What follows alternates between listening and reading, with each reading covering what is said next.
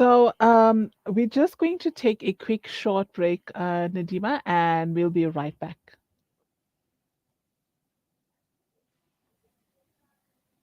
Breaking stereotypes, moving boundaries, joining hands. Salam Media.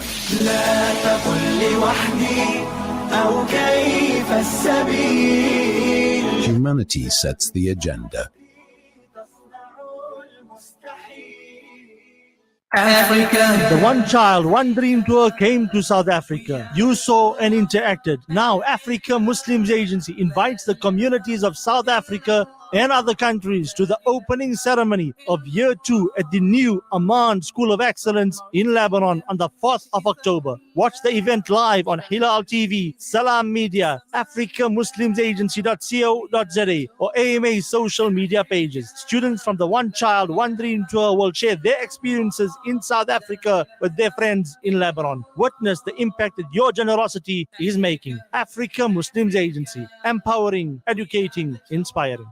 Salam Media, a global voice for humanity. Reconnecting with my kindred sister, Naeema. I went to Khus province and I met with the municipality leaders. We had the chance to meet with the general director for education. I met with community leaders in Logar, in Wardak. So they're all very supportive. They have opened the doors. Well, they're not their doors. It's the doors of the people of Afghanistan. But now they're in position to lead some of these communities.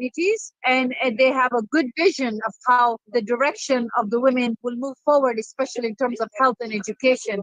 But now, how we provide support for this? How can these girls be picked up? There's no fuel. There's no money for the food. So they've come to me and shared all this with me. And now they're like, Naeema, now go get funds for this.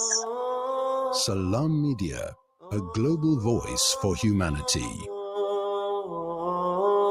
Give charity without delay, for it stands in the way of calamities. For child-headed households in Bloemendal in the Eastern Cape, the daily diet consists of white bread and a carton of cheap juice or sugar water, known locally as the poppy water diet. Make a difference to that one child or family. The Al-Fida Foundation has over the past 13 years worked on the ground and gathered the largest database in the Eastern Cape region of Muslim Zakah recipients. Phone our offices at 041 484 1288 or visit our website at www.alfida.co.za. The Al-Fida Foundation, your social investment partner in the Eastern Cape.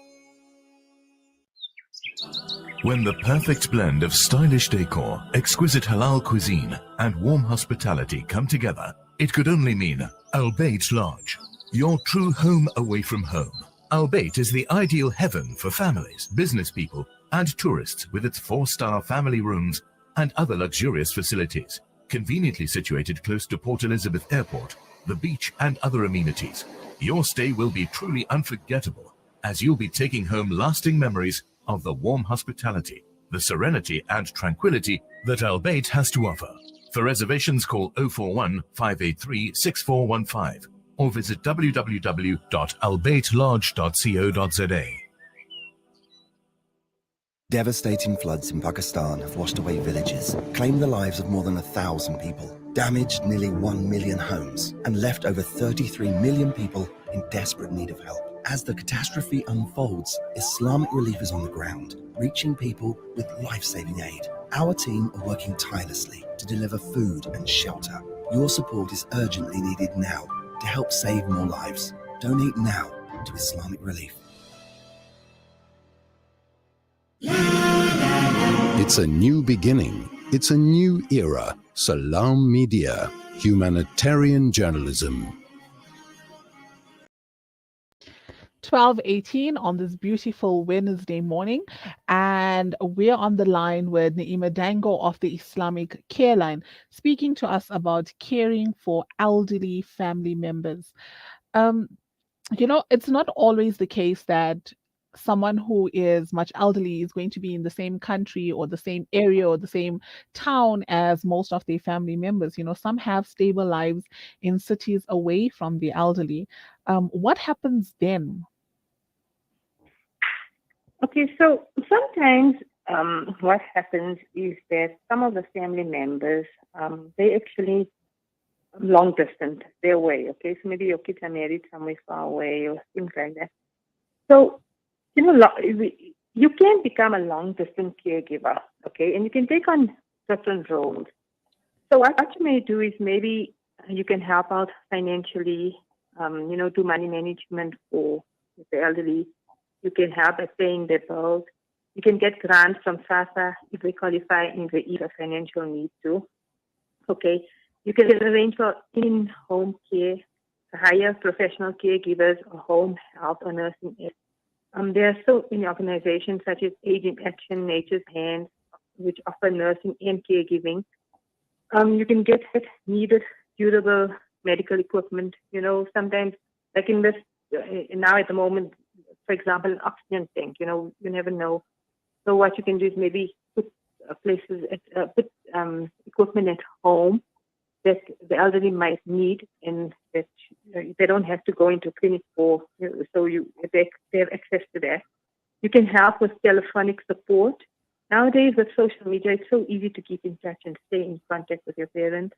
You can support the family who are providing the care by relieving them on weekends, sending them away on breaks, or taking care of your parents while the family takes a break. So, for example, if say your sibling and their spouse is taking care of your parents every now and then, you can take over, come over or take the parent away. You can send meals over. You can take them out for shopping sometimes. If they have doctor's appointments, you can help in that way. So, there's so many ways to actually help as a long-distance caregiver. And I think it's important, just, the parents always want, the elderly actually, always want to know that their kids are there for them in whichever way. Even if it's just a phone call, it makes them so happy to know that they cared for, loved, and supported in that way. So, having support from the rest of your family, I think it's a little bit difficult to have just one or two people, taking care of an elderly person. How can family assist each other? I know you said, taking turns, etc. But coming back to that, not being in the same area and stuff like that, how do you think how can they be of assistance? Those who can't be there physically, and or like to give that person that space or that time. What would you suggest can be done with that? Okay, so like I said, we can never say that we can be out of touch with our parents. There's social media, there's telephone. So first of all, to keep in touch with them, it's so important. They just want to hear you. They just want to know that you're there for them. It's important. Just, simple phone calls every day to see if they're okay, to, support in that way. Or if you're living fine, you can't get to them because it's too far to get to them. Even by car, it probably takes a whole day to get to them. You can financially assist them, make sure that the appointments are paid for, make sure that they get the right medical attention if they do need, make sure that the care is that the caregivers that are there with them are okay and that they are helping, that they're financially managing to help the elderly, and you can help in that way. Every now and then it's so easy to send things over. You can DHL things to them, little gifts, just so that they can feel supported. But, mostly they just want you just to speak to them because, like I said in the beginning, older people, when they did research, they found that they're really lonely. They need people just to talk to them and to be there for them. So, just a phone call, which is so important, just to show you care, just so that they know that you're there for them. And also, if you're going on a little holiday or you're going on a little break, offer to ask them if they want to go with you for a little while. If they can manage, they can go with you. So in so many ways, in no uncertain terms, can we say that we cannot do for them. Because even if you're long distance, there are so many ways that you can offer your support and help to them. Yeah.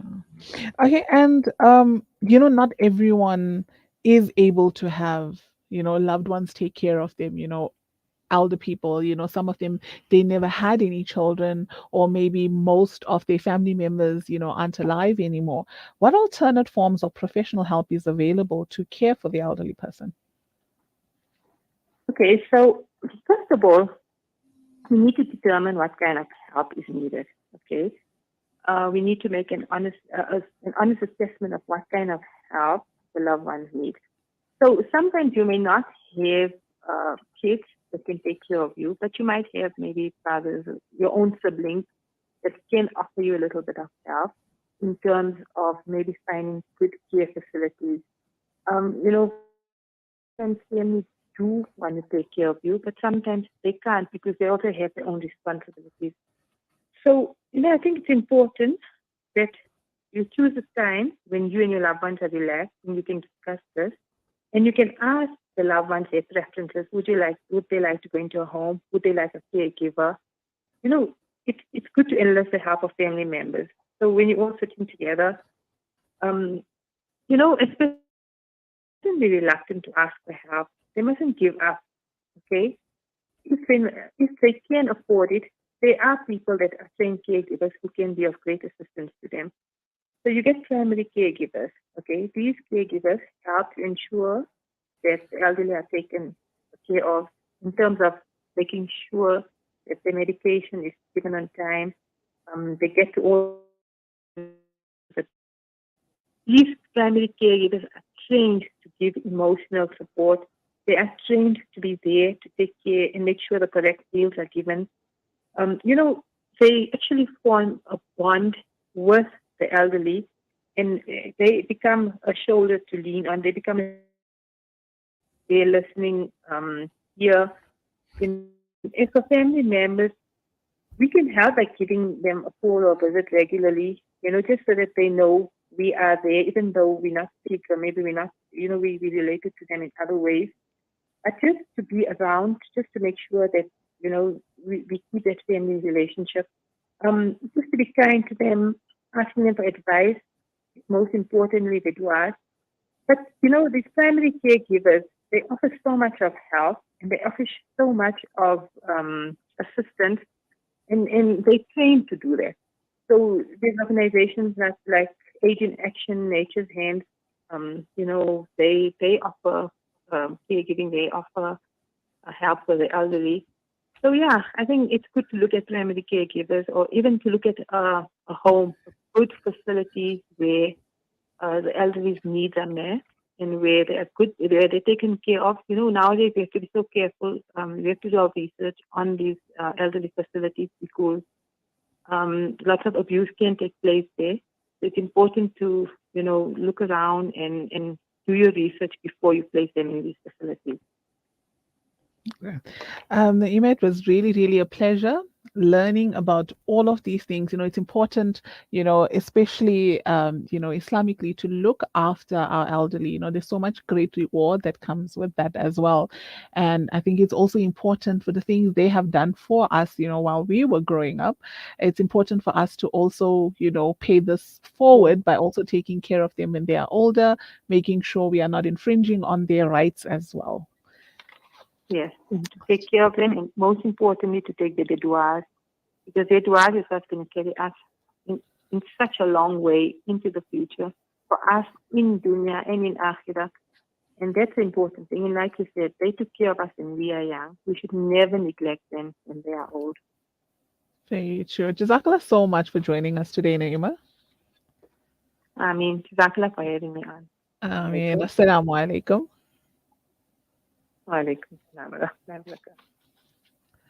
That was Naeema Dangor from the Islamic Care Line, giving us some very pertinent points on making sure that we do not infringe on the rights of the elderly and make sure that we are taking care of them and doing the best that we can in order to make sure that that part of their life is one that is comfortable for them, one that they are happy in, and one that they actually continue in their retirement with goodness. There's so much reward that comes in taking care of the elderly, and so we should learn to actually do things like this.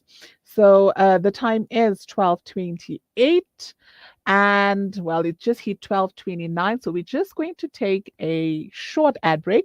When we come back, we're going to do the trend report where we are speaking on the Muslim arts and culture event that is going to be taking place in the Soweto Theatre. We have Tariq Uwais Malinga who will be highlighting this particular event. Don't go anywhere, stay tuned.